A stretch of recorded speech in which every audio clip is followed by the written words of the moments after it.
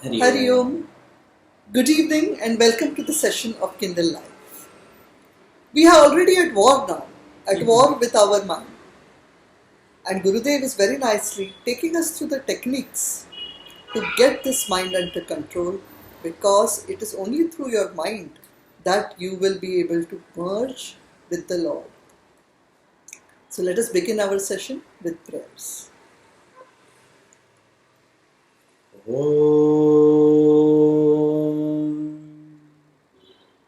समस्त जन कल्याणे निरतं करुणामयं नमामि चिन्मयं देवं सद्गुरुं ब्रह्मविद्वरम् ॐ सहना भवतु सहनौ भुनक्तु सह वीर्यं करवावहै तेजस्विनावधीतमस्तु मा विद्विषावहैः ॐ शान्ति शान्ति शान्तिः Hari Om Shri Gurubhyo Namaha. Hari Om. We read further the fifth point. During the practice Abhyasa, the seeker must consider his mind with an attitude of motherly botheration, full of love-prompted anxieties. This is a very important aspect, Rajshree. So many times it so happens that because the mind is not listening, we get agitated, we get upset with our mind. Gurudev is suggesting, instead of being agitated, look at the mind as a little child, how a mother would look towards the child. A naughty child. Watch how a loving mother intelligently tries to control her child in its mischief. Those tactics are all available for the seeker in controlling his mind. Persuasion is one of the most common methods of all mothers. To persuade the mind to realize the glories of meditation as its highest vocation should be a daily preoccupation with all seekers. The more a seeker is convinced of the profits that he would gain by his activity in his prayer room, puja room, the more shall he find at this mind is peacefully settling down to meditate. Now this is something very necessary and natural for all of us. Whichever topic or subject you may be wanting to put your attention to, the more you talk about it, the more you listen to it, the more you see what achievement will come to you, your mind will get more and more attuned to it. Same way in meditation also. Next, number 6. Sometimes a mother would persuade the child by offering it something quite tangible, by which to win its attention and take it away from the particular field of mischief in which it is found to be indulging at any given point of time. Thus a mother would say to the child playing in the sun, "Come here, baby, I shall give you something. I have been keeping it for you for the last 2 days, but I somehow or the other forgot all about it. You come here, I shall give it to you." The child listening to this, the child hearing this starts wondering what this thing could be, and his curiosity pleads to him to renounce the playfield and to return to his mother, if only for a few moments, to satisfy his rising curiosity. But the thought process is broken. The mind has come back. Similarly, the mind also, when it is wandering in its usual fields of sensuousness, can be pleaded to come back to repeating to the blissful experience of the great masters, their promise and their perfections, which they had acquired through the process of meditation.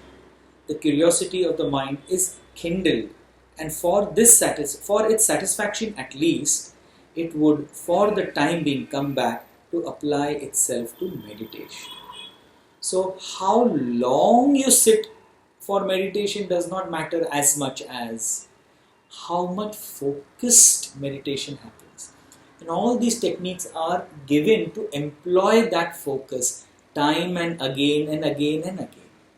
Today we saw these two techniques now, both where the children were mentioned, like a naughty boy, who is a naughty boy or even a very active, overactive boy, who is always wandering off here and there and there. And an intelligent mother will not actually scold him very harshly or, God forbid, beat him up or something like that.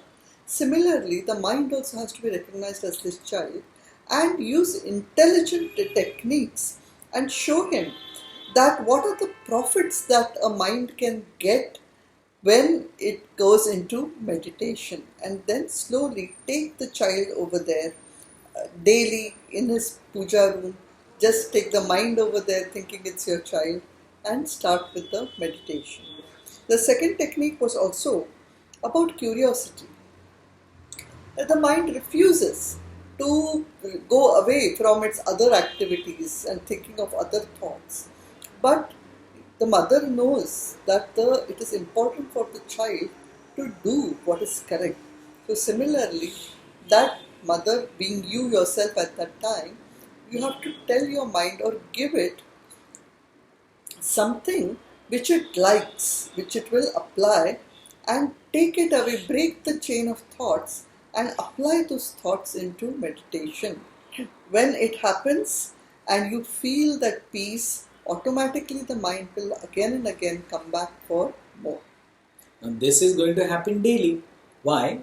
Because daily you are going to sit for meditation. Just like daily the child troubles the mother. So Gurudev gives further explanation. Number 7. There are moments when this also fails. But the inexhaustible armor in the mother's loving heart has many more secret weapons to fight against the dangerous tendencies of the child to do mischief. For example, the mother would promise the child a greater freedom for a much more appetizing mischief at another period of time.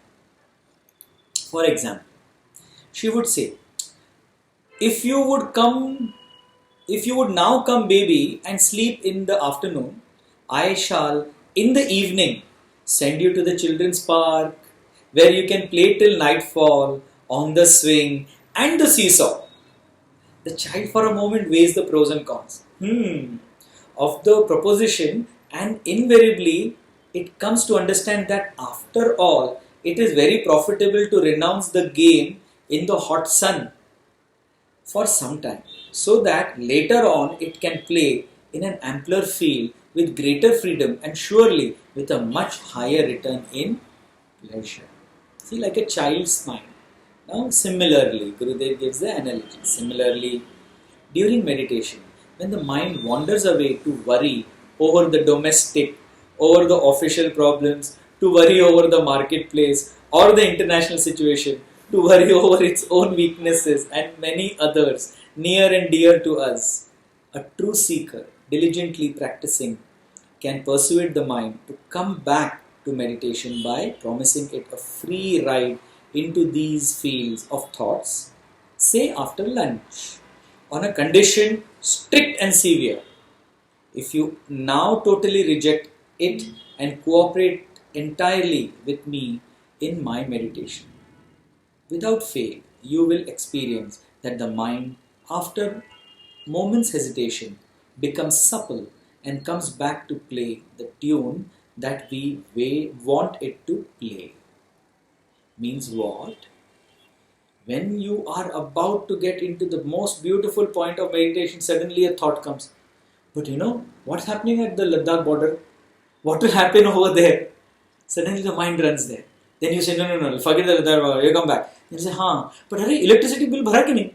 So all the kind of problems that the mind could ever think, will the mind want to do it that time?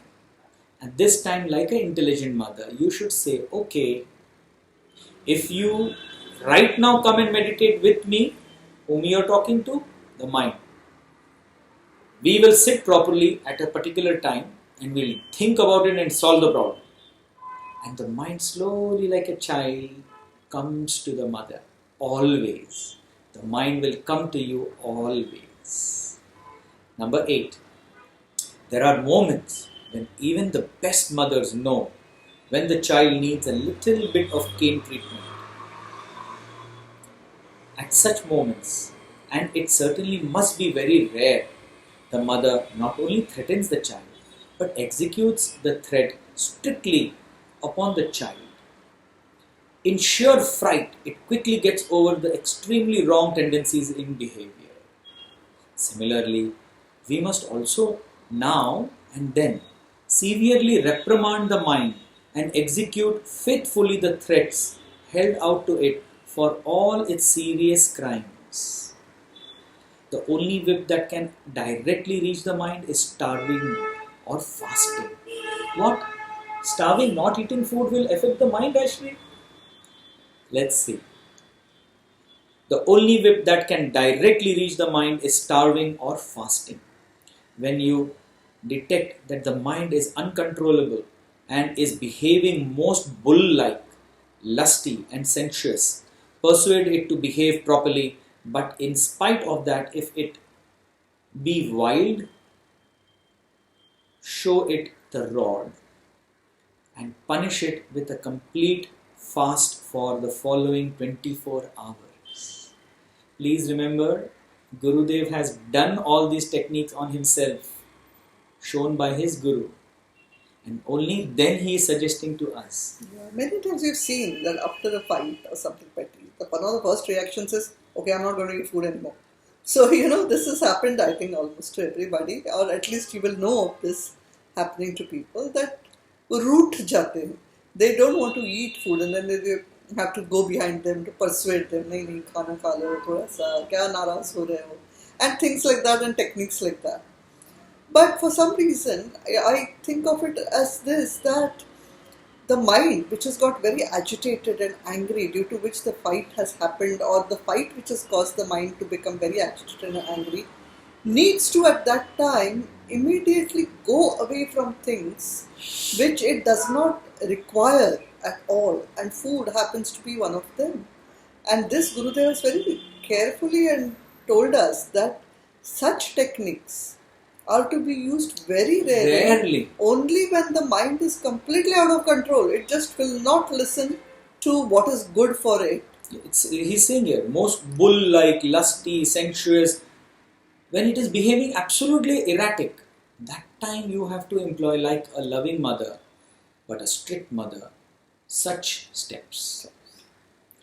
There are other steps. In winter days, you can punish the mind, indeed, very severely. If you prescribe for the body a real cold shower bath, but here, be careful. Pneumonia is no respecter of personalities or their spiritual aspiration. Means, अगर रोज करोगे तो pneumonia हो जाएगा. Yes, because I really know of many people who live up in North India also, and it's really cold over there in the winters, but they still have a bath with cold water. They do not heat water and have it. And what of the Munis who live in the Himalayas themselves? It's a different type of people also. But for the average normal man, just do it once in a way to control your mind, and not every day. One bucket of water. We don't want to catch pneumonia. Which is left overnight in the bucket. Put it and try to put. Forget about winter season. Today also you try. Yes. Everything, mind, body, everything becomes. It's not easy. Going ahead. We should not overdo it. First and direct. A healthy mind can be had only in a healthy body. If the body gets too weak, the mind will become more and more fatigued. And a fatigued mind cannot live in severe self-discipline. In these cases, each must become a judge unto himself. Again, another thing to be noted very carefully in this strategy is to avoid becoming too lenient with the mind after having passed a judgment of condemnation. Very careful. It may be possible that you may detect the mind at crime and might, in your sense of judgment, give it the maximum punishment which it so deserves. And yet, you may get into a wise after the event mood and may cool down to sympathize with your own mind. Thus, having punished the mind with a 24-hour fast, you may become so lenient, so to stuff yourself with fruits, milk, and thereby almost overfeeding the body and the mind. Mind is made up of a subtle aspect of the food which we consume. And so, denial of food is almost denial of its own nourishment to the mind. But instead of ordinary food, if the mind gets a punishment, better food of fruits and milks, etc., we shall find the mind repeating the same act, as a result of which it has come to this great fortune. So being very alert, be careful that after executing the punishment, don't overindulge into 24 hours I did not give anything, so let's eat rasmalai also, let's eat bhajia also, let's eat biryani also. No, give it the regular course of meal. If the conditions of the slum area are so bad that in comparison to the slum dwellers, find that the jail, in comparison, the slum dweller finds that the jails are palaces, we shall find the criminals striving to go back to the jail as soon as they are out. Obviously, if the jails have better conditions than the own slums, the slum dwellers will want to go to jail instead of staying in their own houses. So that is not what the condition of mind should be. When you have punished the mind with a particular aim, you do not then indulge the mind in some pleasures and activities which are not conducive for it. If you doubt what I say, go to any magistrate's court in our country and meet the delinquents or the criminals and have a very intimate and a personal chat with them. 80% of those who today are in the Indian jails, I remember to have read very recently, are all odd birds flown back into old birds flown back into their own sequestered and comfortable homes. यानी घूम फिर के हमको वापस ही आना है, क्यों? बैठे बैठे खाना मिलता है, सोना मिलता है, सर के ऊपर छत है, थोड़ी एक्सरसाइज हो जाती है, थोड़ा व्यायाम हो जाता है, आराम से 6 महीने काट लेते हैं instead of staying in the slum. So don't make your body and mind into this situation. When you have to punish it clearly and then proceed forward as regular. Once having taken the decision to punish the mind, the seeker should not on any score become sentimental and yield to the temptations to eat again. No intelligent mother would over-punish the child, for experience proves that over-punishment is a detrimental as over-indulgence to the child's independent growth or individuality. Over-punishing the mind will make the mind, though controlled, ineffectual and impotent, and such a dead mind is useless for higher meditation. The most effective punishment for the mind is for you to remain in yourself as though apart from the mind, but yet there, watching with a critical eye its meaningless somersaults. Just stay still, watch the happenings of the mind. So be a witness to your own mind. Don't get involved, just watch, but don't follow the mind. No, fold.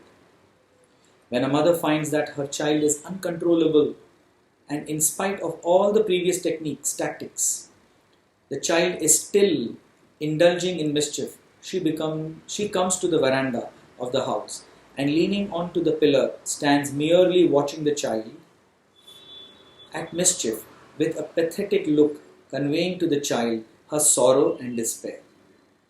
The child steals a few glances at the mother and reading her sorrow comes to its senses. It feels ashamed of itself and quietly retires, and from behind it would hold on to the sari on the mother under some pretext or the other, demanding of the mother some special attention. At this moment, no intelligent mother will start scolding him, but will quietly take everything for granted and attend to the child's wishes, which are in fact nothing different from what the mother's own demands. Didn't we want our mind to come back to us? So when you just quietly watch the mind doing its all somersaults and not paying any conscious effort or attention, slowly the mind will wander and come quietly close to you.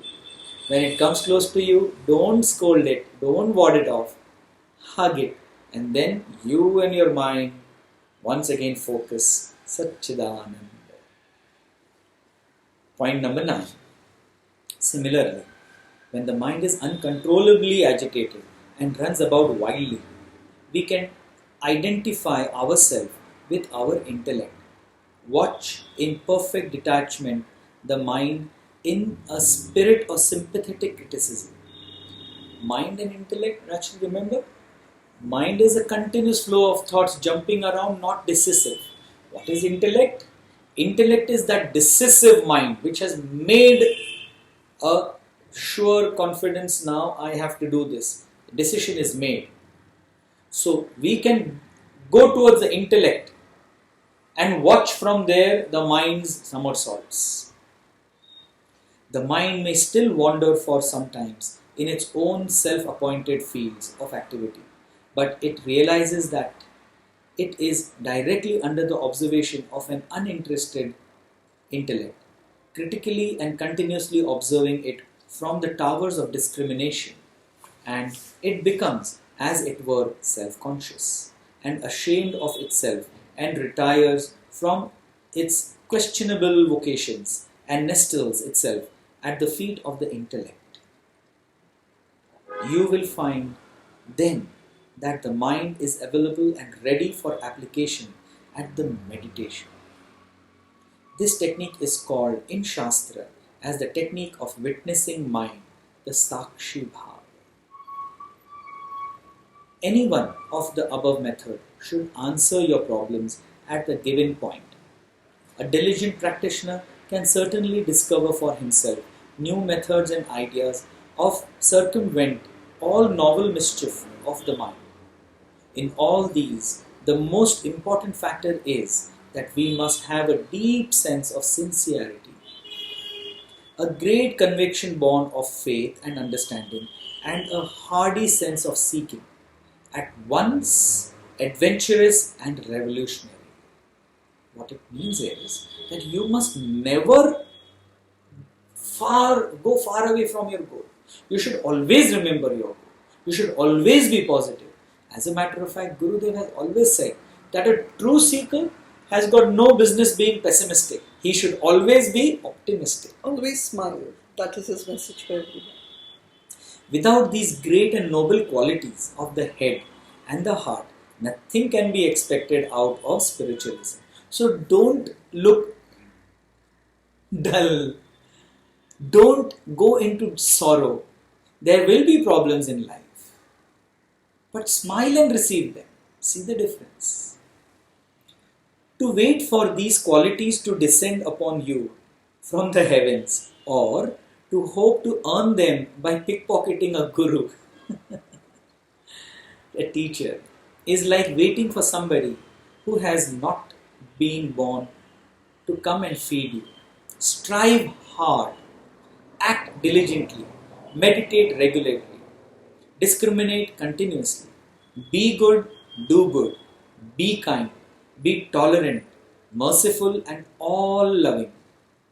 Eradicate weaknesses steadily, grow in your own inner strength, keep brahmacharya, good company and good health.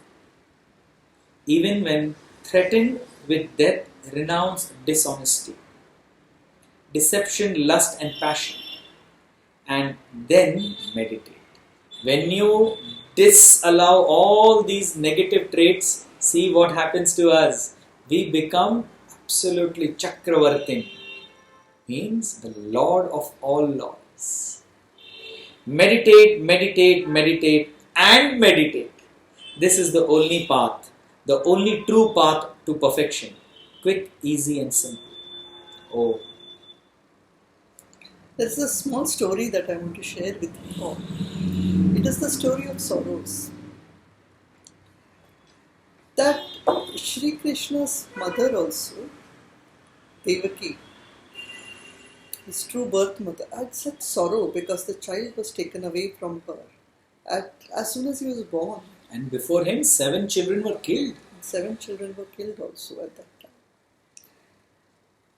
And she yet, in spite of her sorrows, took to the form of Sri Krishna as her small little baby and started worshipping him, looking after him. And that is how, now very soon there is going to be Gokulashtami. And that is why Sri Krishna's birth is celebrated in such a beautiful manner. Of course, she had her sorrow, but she did not give away to it. She created something so positive out of it that she looked after that murti of that baby child, baby Krishna at it. And this is one way of handling the sorrow. The another example, that her own sister-in-law, that was Kunti, when her children grew up, we know the story of Mahabharata also, the Pandavas, and how much wrong was done to them. She was always worried about what the Kauravas would do to the Pandavas, how everything would be taken away from them, and it was. And that also they were ready to suffer. But in short, that poor lady had a very, very sad, sorrowful life. And then Shri Krishna, whenever she used to meet Shri Krishna, and Shri Krishna used to want to bless her with a lot of happiness and a lot of everything, and asked her that what would you like as a blessing? She had replied to him that I would like sorrow as a blessing. And he was surprised. He says, nobody ever has asked for sorrow as a blessing. And why is that? So she says, whenever there is sorrow, I think of you, I remember you. And that is my Lord, give me sorrow so that I may always remember you. So what a beautiful way of handling the problems of our lives also. So do remember these examples, and in this chapter that we have just concluded, so many techniques have been given. A mother Shruti, a mother knowledge, our mother as Gurudev, our mother as ourselves. The mother takes so many forms. So choose the right form and read once again the whole chapter. Read this technique, especially the second last paragraph which is there, that to wait for these qualities to descend upon you from the heavens or to hope to earn them by pickpocketing a guru is like waiting for somebody who has not been born to come and feed you. Strive hard, act diligently, meditate regularly, discriminate continuously, be good, do good, be kind, be tolerant, merciful and all-loving, eradicate weaknesses steadily, grow in your own inner strength, keep brahmacharya, good company and good health, even when threatened with death, renounce dishonesty, deception, lust and passions, and then meditate. Therefore, for a seeker, the path is now clear. What is the only thing left, Rajshree? That we start walking the path. And if you have started walking the path, then there is no problem at all. You must continue on the path, and Gurudev, you will see, he will be with you every step of the way. Let us all join our palms together and thank Gurudev from the depth of our hearts and end this beautiful session today, only so that we can have a next session tomorrow. A new chapter which begins tomorrow.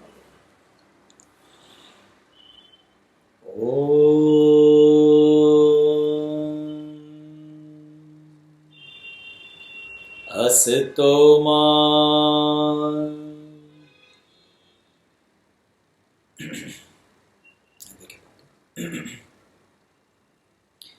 Asito ma